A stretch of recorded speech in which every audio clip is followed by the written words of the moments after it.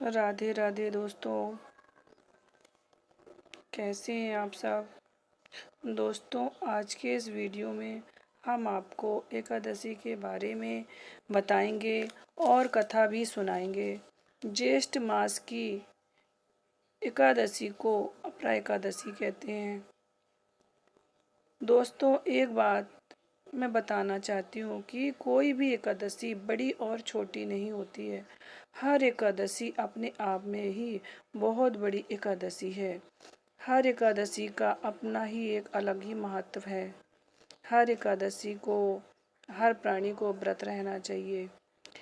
एकादशी का व्रत हर मानव जीवन में मोक्ष देने वाला एक ही व्रत है।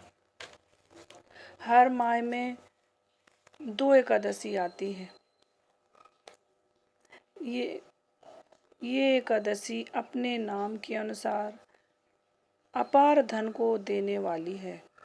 एकादशी के दिन ओम नमो भगवते वासुदेवाय का जाप लगातार करते रहना चाहिए। आइए एकादशी का महत्व के बारे में हम आपको बताते हैं। धर्मराज युधिष्ठिर ने भगवान श्री कृष्ण से कहा कि ज्येष्ठ कृष्ण एकादशी के व्रत का क्या महत्व है, सो हमें बताइए। श्री कृष्ण भगवान बोले, हे धर्मराज, इस एकादशी का नाम अपरा एकादशी है।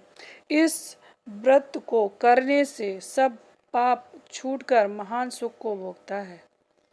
संसार में जितने भी गौ हत्या, ब्रह्म हत्या आदि महापाप हैं, वे सब एक एकादशी के व्रत करने से छूट जाते हैं और अंत में मोक्ष मिलता है। रिश्वत लेने वाला, झूठी गवाही देने वाला, लड़ाई में कायरता दिखाने वाला, व्यापार में जरूरत से अधिक लाभ लेने वाला आदि सभी प्रकार के अपराधी भी इस अपरा एकादशी के व्रत करने से अपराध से छूट जाते हैं।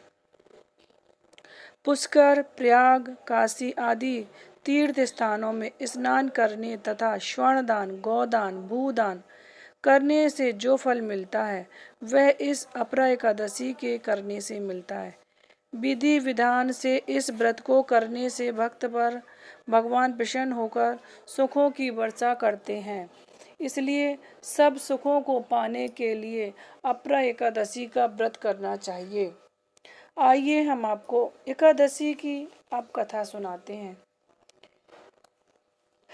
एक महाध्वज नाम के एक महान महात्मा राजा राज्य करता था।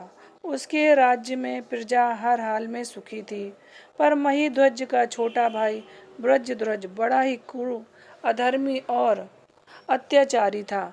महाराज की लोकप्रियता के कारण वो उनसे जलता था। दिन प्रतिदिन उनकी जलने की ज्वाला इतनी बढ़ गई कि एक दिन रात में सोते हुए महाराज की उसने हत्या कर दी और उसके शव को एक जंगल में पीपल के पेड़ के नीचे गाड़ दिया। महाराज की इस प्रकार अकाल मृत्यु होने पर वजह से राजा प्रेत योनि में चला गया और उसी पीपल के पेड़ के ऊपर रहने लगा और चारों ओर उत्पात मचाने लगा। एक दिन भगवान इच्छा से महान ऋषि ध्वन ऋषि उसी पीपल के पास से होकर गुजरे। उन्होंने उस पीपल के पेड़ में वास करते हुए प्रेत को देखा और अपने तपोबल से ये भी जान लिया कि ये पूर्व जन्म में कौन था और उनकी ये गति कैसे हुई। इस उदार मन वाले ऋषि ने प्रेत को पेड़ से उतारा और उसे परलोक विद्या का ज्ञान दिया और ऋषि ने राजा को प्रेत योनि से मुक्त करने के लिए स्वयं एकादशी का अनुष्ठान किया और उस अनुष्ठान से जो फल प्राप्त हुआ वो राजा को अर्पित कर दिया। उस पुण्य से राजा प्रेत योनि से मुक्त हो गया। जब वो मुक्त हो गया तो ऊपर से उसके लिए विमान आया और राजा उस विमान में बैठकर देवलोक को चले गए। जैसे उस राजा का उद्धार एक एकादशी के व्रत से हुआ है, वैसे ही भगवान सबका उद्धार हो। हे करुणानिधान सबकी लाज रखें। ये सोचते हुए हर प्राणी को एकादशी का व्रत करना चाहिए। एकादशी का व्रत ऐसा व्रत है कि उसका एक भी व्रत अपन ने कर लिया तो इस जीवन के आवागमन से इंसान का मोक्ष हो जाता है। एकादशी का व्रत अपने आप में ही बहुत बड़ा व्रत है। राधे राधे दोस्तों, मिलते हैं अब हम फिर अगली बार भीमसेनी एकादशी के बारे में आपके लिए कथा लेकर आएंगे।